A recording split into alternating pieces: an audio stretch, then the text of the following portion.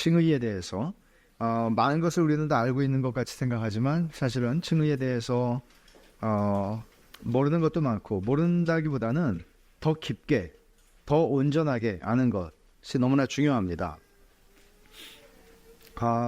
뿐만 아니라 칭의의 교리를 교리적으로만 이해를 정확하게 하는 것이 문제가 아니라 그래서 어떻게 말인가? 칭의의 교리가 내 삶에 어떤 영향을 주는가? 여기 보시면 질문들이 있는데 칭의의 은혜는 우리의 자아상, 서로를 대하는 태도, 이 망가진 세상을 살아가는 방식을 어떻게 달라지게 할까? 이게 너무나 중요한 질문이잖아요. 그러니까 여러분, 복음은 그러니까 이거를 저는 되게 도전적으로 이렇게 질문을 하는 게 복음이 우리를 정말 나를 변화시키는가? 그러니까 우리는 복음을 처음에는 입으로 전해요. 그렇지만 세월이 흘러가면서 우리는 복음을 삶으로도 전할 수 있어요. 근데 그건 복음이 나를 변화시킨 열매로서의 삶을 통해서, 인격을 통해서예요. 성품을 통해서예요. 그러면 그건 개인의 성품의 문제만이 아니라 관계의 문제이기도 하죠. 복음이 우리의 결혼 생활을 바꿔줬어요. 복음이 내가 자녀를 양육하는 양육의 방식을 바꿔냈어요. 사실은 우리가 맺는 모든 관계, 사람들하고 맺는 관계, 대인관계, 뭐 사업, 비즈니스가 상관없어요. 이걸 영향을 주는 게 맞아요. 근데 정말 여러분들은 그러세요? 칭의의 복음이 그런 또는 아주 부정적인 자아상을 가지고 있는 사람이 복음을 들었을 때 그 복음이 자기를 다르게 보게 만드는가? 그러니까 복음은 진정한 의미에서 우리를 고칩니다. 죄로 말미암아 망가지고 병들고 되게 많이 꼬여 있는 우리를 고칩니다. 복음은. 그러니까 결혼 생활에 복음이 어떤 일을 하는가? 복음은 어떻게 우리 자아상과 우리가 서로를 보고 대하는 방식을 송두리째 바꿔놓을 수 있는가? 모든 부부가 경험하는 죄와 연약함과 실패에 대처하는 방식이 은혜의 복음 때문에 어떻게 달라지는가? 복음은 다르게 만들죠. 칭의에 대한 교리를 이제 살펴볼 텐데 칭의를 이렇게 보세요. 우리의 믿음과 순종의 행위와 무관하게 예수 그리스도의 순종을 보시고 그가 이루신 의를 믿는 자에게 전가하시는 하나님의 자비로운 행위다. 이렇게 우리가 칭의를 정의해요. 자, A를 보시면 영원전부터 작정하신 대로 때가 참에 그리스도께서 오셔서 우리 죄를 대신해 죽으셨고 의롭다 하시려고 살아나셨다.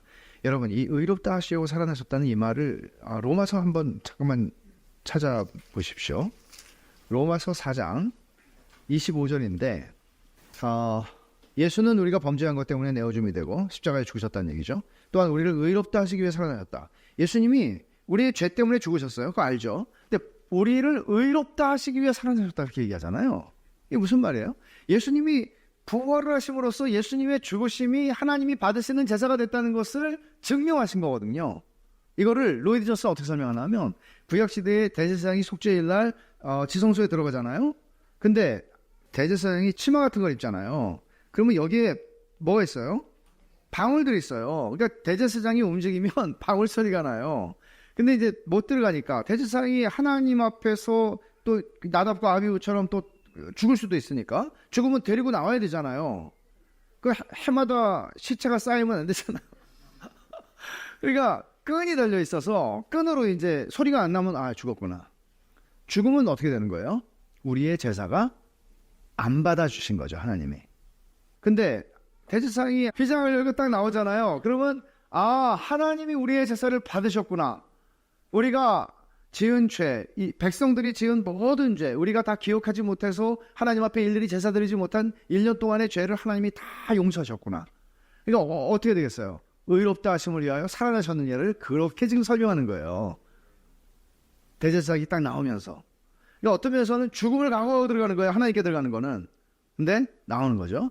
그런 개념으로 이 말씀을 설명을 해요. 이해를 하시겠죠? 그러나 우리가 의롭다 하심을 받는 시점은 언젠가 하면 그리스도께서 이루신 일을 성령님이 실제 우리에게 적용해 주시는 때예요. 왜 언제예요? 우리에게 믿음을 주셔서 우리가 예수 그리스도를 나의 구주와 주님으로 영접하게 되는 그때에 우리에게 적용이 되는 거죠. 그럼 칭의의 사법적인 판단을 잃어버릴 수는 없지만 하나님이 우리를 의롭다 하시고 또 너희가 죄를 짓는 거 보고 취소, 너희는 유죄, 사형, 그리고 또다시 그렇게 안 하시죠. 우리의 행위가 아니라 그리스도를 보고 우리를 의롭다 하신 것이기 때문에 이거는 변할 수 없어요. 근데 신자는 죄 때문에 하나님 아버지를 노엽게 할 수는 있죠. 이 말을 잘 이해하셔야 돼요. 하나님이 날 보시면 어떻게 보실까? 그럼 하나님이 기뻐하신다 그랬잖아요. 그게 복음이란 말이에요. 근데 기뻐하시는 이유는 뭐예요? 그리스도를 통해서 날 보시니까 기뻐하시는 거예요. 근데 그리스도를 통해서 날 보시지만 우리가 잘못할 때는 막 여러분 이거하고는 달라요. 예를 들어서 선주가 막 못된 짓을 막 해요. 말 더럽게 안 듣고 막 못된 짓을 해요. 그런데 더 예뻐. 그거하고는 좀 다를 것 같아요. 그리스도를 통해서 우리를 보실 때 근본적으로 하나님이 우리를 향해서 가지고 계시는 사랑은 변할 수 없어요. 그러나 성령을 근심하게 하지 마라 하는 말씀 있잖아요. 왜 죄를 좀 근심하시겠죠. 그런 것들은 우리가 생각을 해야 하는 것이죠. 그래서 이 균형을 놓치면 잘못하면 우리는 무율법주의로 갈 수밖에 없죠. 딜레마는 구약 제사 제도가 가진 딜레마예요. 하나님의 거룩하신과 인간의 죄성 사이의 긴장이 늘 있는 거예요. 하나님께 제사를 드리려 들어갔을 때 죽을 수도 있다는 긴장. 거룩하시니까. 우린 죄인으로서 들어가는 거니까. 이 긴장이 제사 제도 속에는 늘 있잖아요. 근데 의롭다 하시는 하나님의 자비의 창고에 들어가는 문은 절망이다. 왜? 예수 그리스도께서 이 제사를 우리를 의롭다 하시기 위해서 살아나셨느니라 하고 제사를 더 이상의 반복되는 제사가 없이 완전하고도 영원하고도 단 한 번의 제사를 끝내셨어요. 그렇기 때문에 더 이상의 제사는 필요 없어요. 카톨릭에서는 미사를 드린다고 그러는데 미사는 제사를 드리는 거예요. 매번 제사를 드리는 거예요. 그래서 종교개혁자들은 그렇게 싸웠던 거죠. 의롭다 하시는 하나님의 자비의 창고에 들어가는 문은 절망이다. 이게 무슨 말인지 아시겠죠? 여러분 거룩하신 하나님 앞에서 난 죽게 되었구나 하는 절망을 느끼지 못하는 사람에게 복음이 무슨 소용이 있어요? 내가 아무리 봐도 괜찮은 사람인데 예수 그리스도께서 나를 위해서 죽으셨다고 그러면 그냥 고맙긴 한데 뭐 굉장히 고맙진 않겠죠. 내가 누군지를 아는 것, 그리고 그 하나님 앞에서 내가 얼마나 다른 길이 없는 존재라는 것을 아는 것, 절망하는 것, 이것은 하나님의 은혜의 창고에 들어가는 조건이죠. 법적으로 의로워진다는 것, 이게 무죄선고예요. 이게 칭의죠. 그리고 하나님의 자녀가 된다는 것, 이게 입양입니다. 양자됨입니다. 이것은 전부 다 무엇과 관계가 되나 하면 여기 그리스도와의 연합이라고 그랬잖아요. 연합이라고 하는 이 개념이 우리에게는 없는 개념입니다. 근데 그것을 비유컨대 우리는 결혼에다가 이것을 비유할 수 있어요. 성경에서 그렇게 하니까. 에베소 5장에서. 그리고 아가서에서도. 그러면 부부가 하나가 되는 것보다 더 깊은 하나됨은 어떤 관계 속에서도 존재하지 않아요. 그 하나됨의 관계를 통해서 그리스도와 우리가 신자가 연합된다는 것을 설명하는데 이런 거죠. 합당한 결혼이라면 부부가 자기 은행 어카운트를 각각 가지고 은행 계좌를 각각 가지고 네 돈 내 돈 하고 네 빚 내 빚 하고 간다는 거는 건강한 부부는 그러지 않겠죠. 그럴 수 없죠. 합쳐지는 모든 게 합쳐지는 거예요. 그러면 그리스도와 연합한다는 것도 그리스도와 결혼한다는 개념도 마찬가지입니다. 그리스도와 결혼하는 그 결혼식이 뭔가 하면 세례예요. 다음 주일날부터 우리가 하게 되는 거죠. 그러니까 이미 믿었으면 구원을 받은 거예요. 그렇지만 결혼식을 통해서, 세례식을 통해서 하나님은 인을 쳐주시는 거예요. 그렇죠? 결혼식이 왜 중요해요? 동거하면 되지. 결혼식은 언약을 맺는 거거든요. 하나님도 우리와 언약을 맺으시거든요. 그래서 그 언약은 우리의 구원을 설명하는 너무나 중요한 개념인데 이게 이 언약이라는 게 결국은 결혼이라는 개념, 연합이라는 개념을 다 같이 설명하는 것이에요. 그래서 그리스도와 연합했다는 거는 하나님이 그리스도를 보시는 것처럼 나를 보신다는 거예요. 나는 지금 헤매고 있는데도 불구하고. 근데 이게 하나님에겐 가능해요. 우리들에게는 불가능해요. 하나님은 가능해요. 하나님은 모든 걸 아세요. 그리고 하나님은 시간에 당신의 지식이 제한받지 않으세요. 영원하시기 때문이죠. 창조주는 영원하시지만 피조물은 전부 다 시간적인 존재죠. 시간에 제한되는 존재죠. 창조주께서는 저의 완전히 완성된 모습을 알고 계세요. 보고 계세요. 저의 흠도 없고 티도 없고 주름 잡힌 것도 없고 깨끗한 모습을 알고 계세요. 그럼 그 모습을 통해서 지금의 허접하고 넘어지고 쓰러지는 저를 보세요. 그러면 그리스도로 말미암아 이렇게 별 볼 일 없는 사람이 이 완성의 자리로 어느 날 가게 될 거예요. 그러면 하나님께서는 우리의 넘어짐 때문에 내가 널 믿었는데 실망했다, 이런 방식으로 우리를 반응하시지 않아요. 그러니까 하나님을 노엽게 할 수 있다는 개념을 이런 식으로 생각하면 안 돼요. 죄 자체는 하나님을 슬프게 하는 것이죠. 그러나 이 모든 것에도 불구하고 그리스도의 공로로 말미암아 우리가 그 영원히 영광스러운 자리로 가고야 말 것을, 그 모습을 보시는 거예요. 그렇기 때문에 하나님께서는 우리들의 넘어짐과 쓰러짐과 실패와 죄악과 이 모든 것들에 좌우되지 않으시고 우리에 대한 당신의 언약을 이루어 가세요. 흔들림 없이. 이게 우리의 구원을 성경이 설명하고 있는 건데, 그리스도와의 연합이라는 것을 떠나서는 우리의 구원도 설명할 수가 없고, 칭의도 설명할 수 없고, 양자됨도 설명할 수 없고, 아무것도 설명할 수 없어요. 그리스도와의 연합, 그거를 다른 말로 바울은 그리스도 안에서, 그리스도 안에서, 그리스도 안에서라고 설명한 거예요. 그리스도 안에서.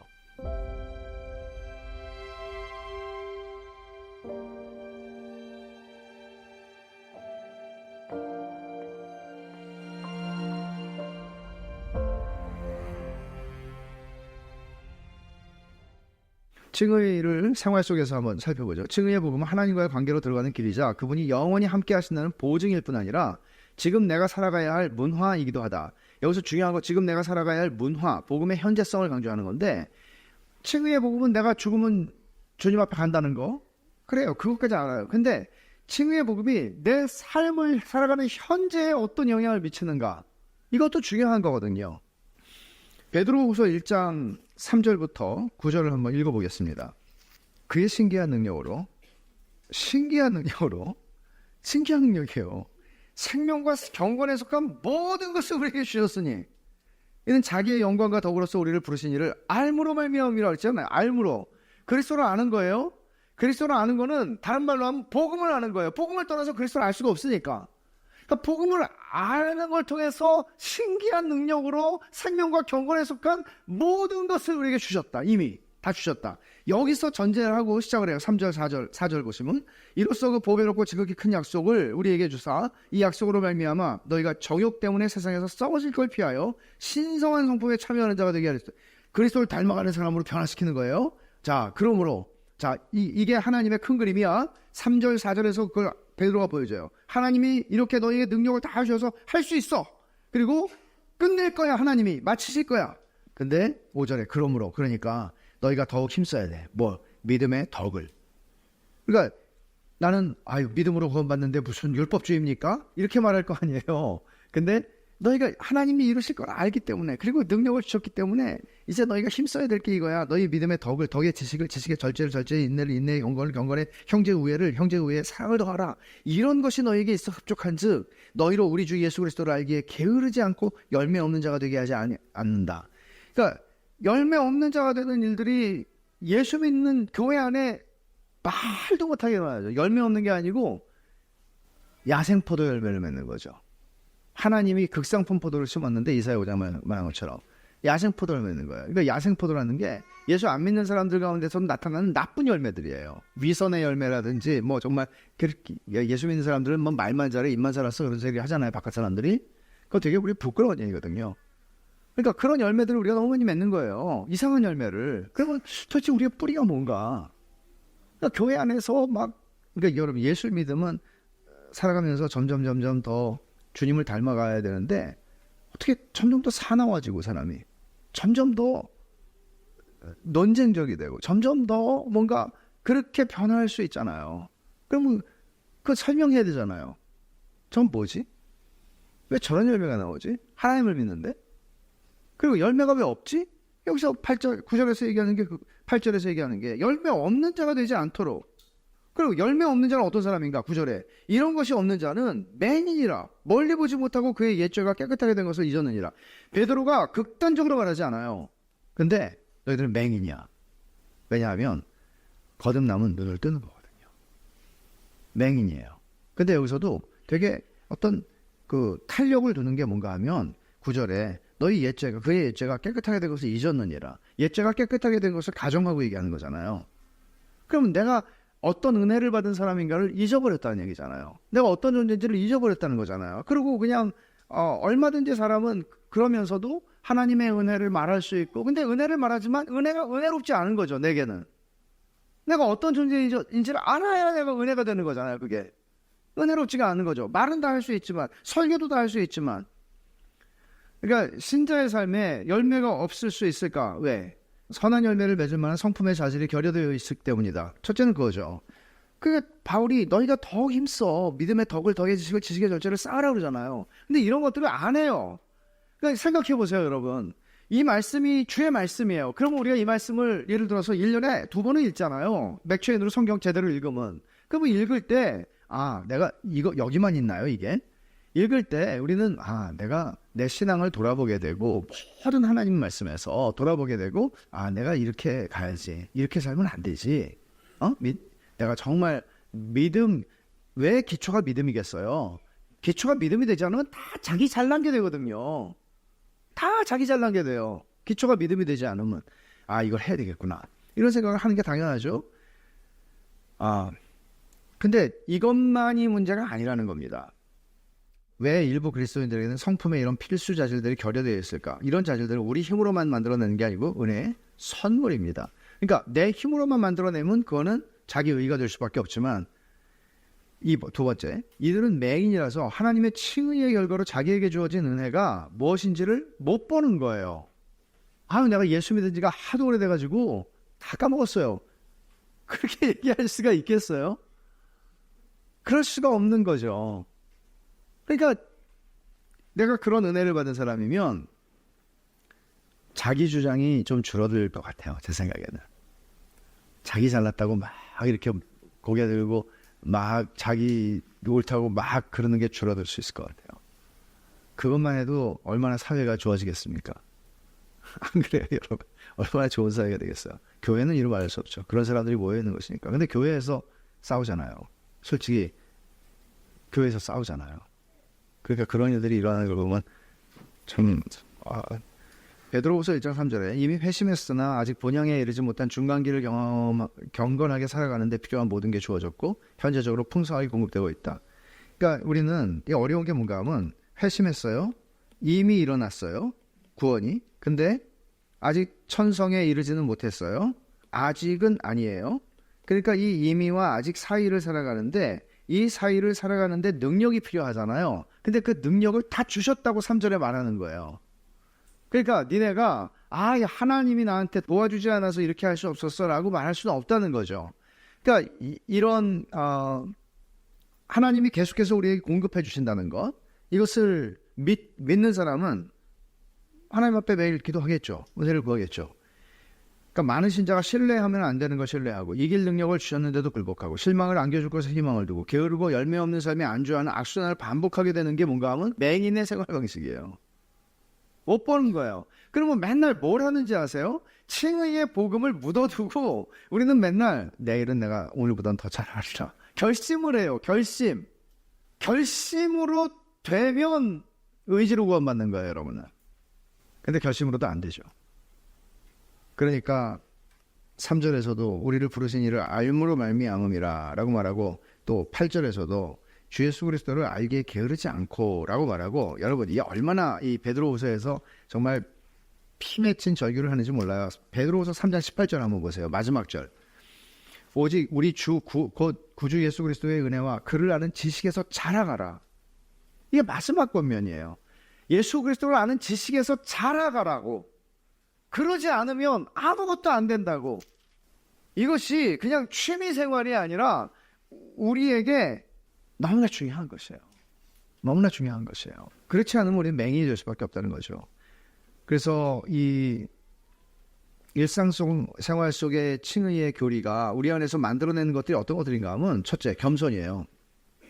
칭의 교리는 우리가 얼마나 엉망인지 자기 힘으로는 하나님도 소망도 없는 상태에서 벗어날 수 없음을 보여줌으로써, 에베소 2장 12절은 우리가 그리스도 밖에 있었을 때 어떤 존재였던가, 이것을 얘기하거든요. 죄의 근원인 교만을 꺾고 겸손, 가장 아름답고 가장 삶을 변화시키는 열매 중에 하나인 겸손을 낳는다. 그러니까 교만은 모든 죄의 근원입니다. 거기서 나옵니다. 교만이 뭐예요? 자기중심성이거든요. 근데 겸손은 모든 선한 것들이 여기서 나오죠. 근데 무엇이 우리를 겸손하게 할까요? 칭의가요. 왜 칭의가 겸손하게 할까요? 내가 한 게 아무것도 없는데 하나님이 나를 의롭다 인정해 주셨으니까요. 한 게 아무것도 없는 게 아니죠. 로마서 4장 6절에 말하면 의하면 우리는 불경건했어요. 하나님을 대적했고요. 그런데 우리를 의롭다고 하셨어요. 그래서 우리는 겸손해질 수 있죠. 교만은 긍휼과 연민을 짓밟고 인내심과 이해심도 물리치며 권리의식에 젖어 요구를 일삼고 비판과 정죄에 빠르고 남들의 죄와 허물에 관심이 많고 용서하지 않으며 불평하기 일수다. 교만이 이런 거예요. 교만은 긍휼한 마음을 만들어내지 않습니다. 아유, 저거 못나서 저렇지 저거. 저 열심히 안 해서 그렇지. 교만한 건 다 그래요. 내가 얼마나 수고해가지고 이 자리에 왔는데. 그리고 인내심이 없어요. 기다려줄 줄 몰라요, 사람을. 자기 자신도 마찬가지죠. 이해심이 없어요. 권리의식이 있어요. 요구해요. 근데 여러분, 이런 남편하고 이런 아내하고 산다고 생각해 보십시오. 이런 부모하고 산다고 생각해 보세요. 이런 자식하고 산다고 생각해 보세요. 끔찍하죠. 이신 칭의의 복음은 우리가 행위로서 뭔가를 이룸으로써 너 합격, 그런 사람들만 교회에 딱 모아놨으면 얼마나 좋겠어요. 좋을까요? 다 자기 잘난 줄 알죠.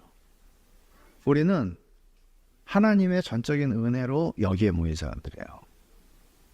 하나님의 은혜로 내가 살았다는 걸 아는 사람들이에요. 그래서 우리는 시끄럽지가 않아요. 시끄러울 수가 없어요. 그리고 긍휼과 연민이 있어요. 교회 안에서 짬밥이라는 게 없어요. 권리의식이 존재할 수가 없어요. 비판과 정죄, 남들의 죄와 허물에 관심이 많지 않아요. 용서해요. 그래서 357페이지에 있는 부분이 있는데 제가 이게 너무 좋은 내용이라서 인용을 좀 하려고 생각을 합니다. 교만한 사람은 남들과 화목하지 못한 편이고 고난을 잘 감당하지 못한다. 교만한 사람은 대개 너그럽지 못하고 남들이 복을 받으면 시기한다. 교만한 사람은 대개 자신이 편하게 살 권리가 있다고 생각하며 대개 힘든 일을 싫어한다. 교만한 사람은 좀처럼 자백하지 않고 자기 잘못을 지적받으면 방어태세로 나온다. 교만한 사람은 사랑하기보다 이기는데 더 매력을 느끼고 연합보다 분열에 능하며 친구보다 적을 더 많이 만든다. 교만한 사람은 계산적이고 남의 잘못을 붙들고 들어지며 주목과 존중과 박수받길 좋아한다. 교만한 사람은 대개 스포트라이트를 받을 자격이 있다고 자처하며 무대 중앙에 서야만 열심히 한다. 교만한 사람은 스스로 이루지 못했을 성과의 공로를 가로채고 충성을 요구하지만 정작 자신이 원하는 바를 얻지 못하면 상대를 버린다. 교만한 사람은 자신이 옳아야만 하고 통제권을 쥐어야 직성이 풀린다. 교만은 결코 좋은 결실을 맺지 못한다. 우리 삶의 죄와 나쁜 열매는 다분히 교만의 토양에서 자란다. 근데 이걸 어떻게, 이 인간에게 있는 이걸 어떻게 이겨요? 하나님의 특효역은 칭의예요. 칭의의 은혜가 이거를 이기게 해요. 두 번째, 감사. 당신의 정체와 소유는 스스로 얻어낸 것이 아니라 예수님이 주신 것이다. 그렇잖아요. 내 정체성, 하나님의 아들이 명분을 얻은 것, 그리고 내가 가진 모든 것, 하나님께서 주시지 않은 게 아무것도 없어요. 다 하나님 주신 거예요. 너에게 재물 얻을 능을 주셨음이라. 신명기 8장 17절인가요? 이걸 놓치는 거죠. 그러면 다 내가 잘나서 사는 거죠. 심지어 고린도전서 4장 7절 한번 잠깐 찾아보세요. 바울은 이렇게 말합니다. 누가 너를 남달리 구별하였느냐? 내게 있는 것 중에 받지 아니한 게 뭐냐? 내가 받았은즉 어찌하여 받지 아니한 것 같이 자랑하느냐? 그러니까 다 하나님께 받은 거라고 바울은 얘기하는 거죠. 그러니까 하나님의 은혜에 감사하는 사람은 어떻게 다른 사람들과의 관계 속에서 자신을 드러내게 되나 하면 다른 사람들에게 기꺼이 은혜를 베푸는 자리에 서게 되죠. 우리가 경건한 어른이 된다, 그리스도를 닮아간다, 우리의 성화의 열매 중에 하나는, 중요한 것은 하나님은, 우리가 분명히 믿죠. 하나님은 은혜로우시다. 그러면 하나님을 닮아가는 것은 우리도 은혜로운 존재가 되는 거거든요. 은혜로운 존재라는 것은 네가 잘했으니까 내가 너에게 이거 줄게, 너 못했으니까 넌 벌 받아, 이런 게 아니고요. 은혜로운 존재는 자격이 없는 사람에게 사랑을 줄 수 있는 게 은혜로운 거거든요. 하나님이 나한테 그렇게 하셨으니까요. 세 번째, 자유입니다. 칭의의 은혜는 율법과 죄책감과 수치심과 두려움의 짐에서 우리를 해방합니다. 해방시켜줍니다. 의지적으로 순종하고 죄를 죽여야 하는 일이 있어요. 분명히 있어요. 그러나 이렇게 하는 것은 내가 하나님께 이렇게 함으로써 받아들여질 거라고 생각하기 때문에 이렇게 하는 게 아니에요. 하나님이 나를 받아주셨기 때문에 감사함으로 자유함을 가지고 그렇게 하는 거예요. 그래서 더 이상 자기 잘못과 죄를 변호하거나 옳다고 주장할 필요가 없어요. 누가 얘기하면 그걸 변명하거나 또는 부인하거나 또는 자기를 정당화하거나 하지 않아도 돼요. 그냥 참 미안하다고, 잘못했다고, 용서해달라고. 그럴 수 있는 힘은 어디서 나오나 하면 칭의에서 나와요. 그리고 더 이상 하나님 보시기에 더럽거나 죄로 얼룩진 존재가 아닌 걸 내가 알아요. 하나님이 보실 때요. 어떻게 보시니까? 그리스도 안에서 보시니까요. 때가 묻고 세상에 정말 지워버리고 싶은데 지울 수 없는 내 과거에 많은 흔적들이 있음에도 하나님이 나를 의롭다고 보신다는 사실을 부인할 수가 없어요. 그리고 보장된 하나님의 공급과 보호 아래서 살아갈 수 있게 돼요. 왜 보장된 하나님의 공급인가 하면, 저는 옛날에 제가 좋아하는 신학자 중에 다니엘 풀러라는 분이 있는데, 성경의 일관성이라는 책에서 이런 얘기를 하는 거예요. 칭의에 대해 설명하면서 하나님께서 그 전에는, 칭의 이전에는 너를 향해서 하나님이 오로지 진노밖에는 줄 게 없었다. 진노, 하나님의 진노를 퍼부어 주는 것밖에 줄 수 없었다. 근데 네가 칭의의 은혜를 입었을 때, 그 후로는, 네가 믿음으로 하나님의 의롭다 하심을 받았을 때, 그 후로는 하나님이 너를 향해서는 사랑밖에는 부어줄 게 없는 존재가 되었다. 사랑밖에는, 내가 잘하든 잘못하든 상관이 없이, 노여하시는 거 상관이 없이, 노여하세요, 하시는 데 상관이 없이 나에게 사랑을 부으시는 거 외에는 하나님이 나를 향해서 주실 게 사랑밖에는 없다. 근데 그 사랑은 완전한 사랑. 칭의는 이런 거예요. 그러니까 여기서 보장된 하나님의 공급과 보호 아래 살아갈 수 있게 되었다는 것은, 사실 바울이 얘기하죠. 바울만 얘기하는 게 아니에요. 신약성경의 서신서들이 많이 얘기하죠. 주님도 얘기하셨죠. 염려하지 말라고. 어떻게 염려하지 않고 살아요, 세상을? 염려할 게 투성인데요. 그러지 않는 거죠.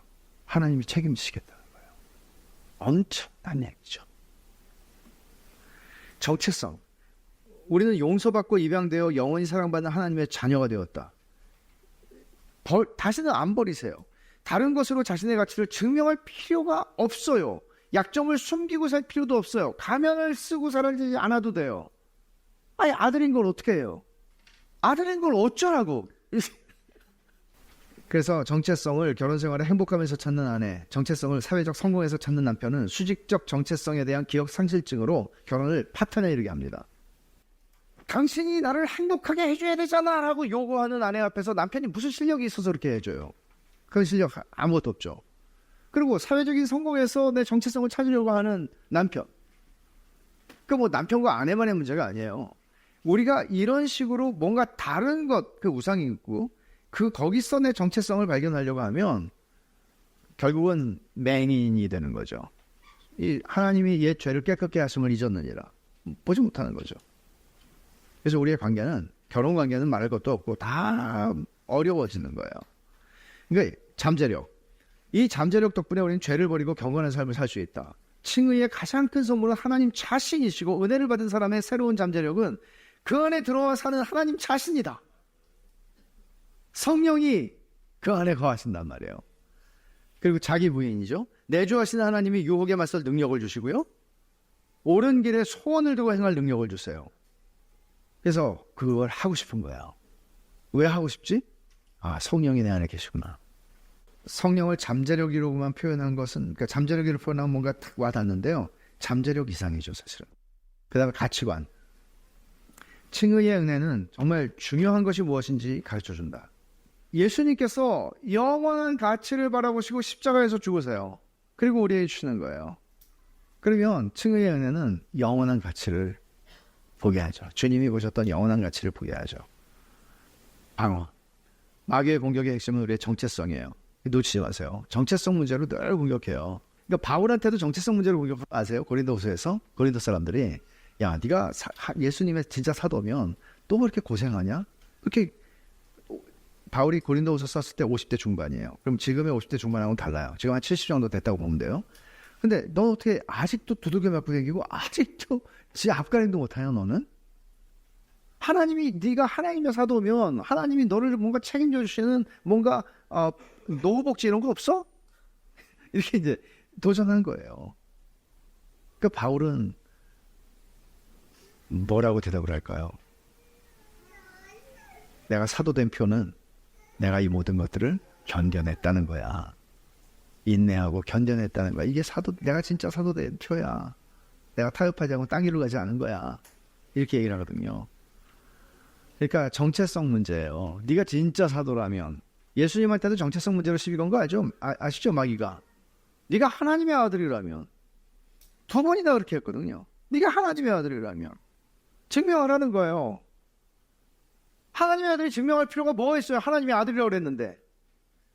그러니까 우리가 주장할 내용은 하나님께서 그리스도 안에서 우리를 의롭다고 판단하신 영원한 결정입니다. 영원한 결정입니다. 그리고 우리의 방어의 핵심은 나 잘난 게 아니고 예수님에 의해요. 그리스도에 의해요. 이거를 계속해서 우리는 일생을 살면서 이걸 연습하는 거예요.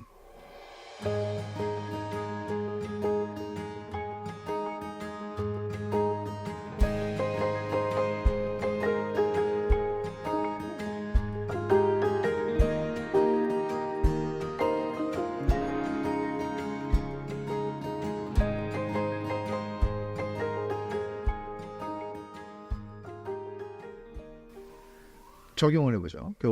결혼 생활에서 복음이 어떤 일을 하는가? 믿는 부부의 불화는 서로에 대한 불신만이 아니라 본질적으로 하나님에 대한 불신에서 오는 것입니다.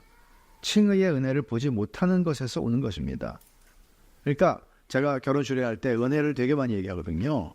뭐 진짜 3분 4분밖에 못하는 주례인데도 은혜를 얘기해요. 왜냐하면 은혜가 없이는 결혼 생활은 불가능하거든요. 한 인간과 한 인간이 만나서 어떻게 살아요? 같이. 짜증나지. 자기가 누군지를 모르면, 결혼하신 분들만 아시는 비밀이죠. 이게 영업비밀.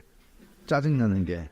근데 주님은 칭의의 은혜는 이 짜증을 은혜로 바꾸신다니까요.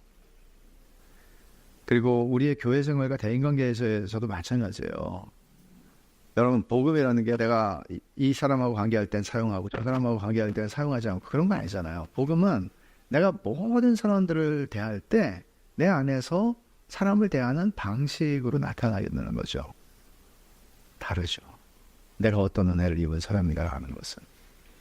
감사. 신자의 정체성은 불변하시는 하나님으로부터 왔으니 감사하지 않을 수 없죠. 아까 찬양 때 찬양하는 거예요. 찬양해 계속 찬양해, 호흡이 있는 자 찬양해. 그렇게 말하지 않을 수가 없는 거예요. 구약에서 칭의의 은혜를 정확하게 알지도 못했으면서 시인이 호흡이 있는 자들은 찬양해 그러는 건 엄청난 얘기예요. 찬양할 이유가 있는 거예요. 우리는. 그 다음에 두리번거리지 말라. 그리스도 안에서 이미 받은 것을 찾으려고 주변을 두리번거리지 말라. 이미 받았어요. 이미 있어요. 신기한 능력으로 생명과 경건에 속한 모든 걸 주셨어요. 딴 데 쳐다보지 마세요. 날마다 자신에게 복음을 전하라. 아침에 일어날 때, 마지막으로 제가 이거 한번 읽어드릴게요. 아침에 깨어나 이렇게 고백하는 사람은 은혜와 믿음으로 말미암는 칭의의 복음에 합당하게 살고 있는 것이다. 내 결혼 생활은 지금 최고의 상태가 아니고 자녀에 대한 걱정도 많고 재정 문제로 골머리도 썩는다. 그러나 나는 완전히 용서받았고 틀림없이 영원히 사랑받을 것이다. 자격이 있어서 받는 사랑도 아니고 내가 얻어낼 수 있는 사랑도 아니다. 예수님이 사시고 죽으셨기에 나는 최악의 날에도 이 사랑을 누린다. 나는 사랑받는 존재다.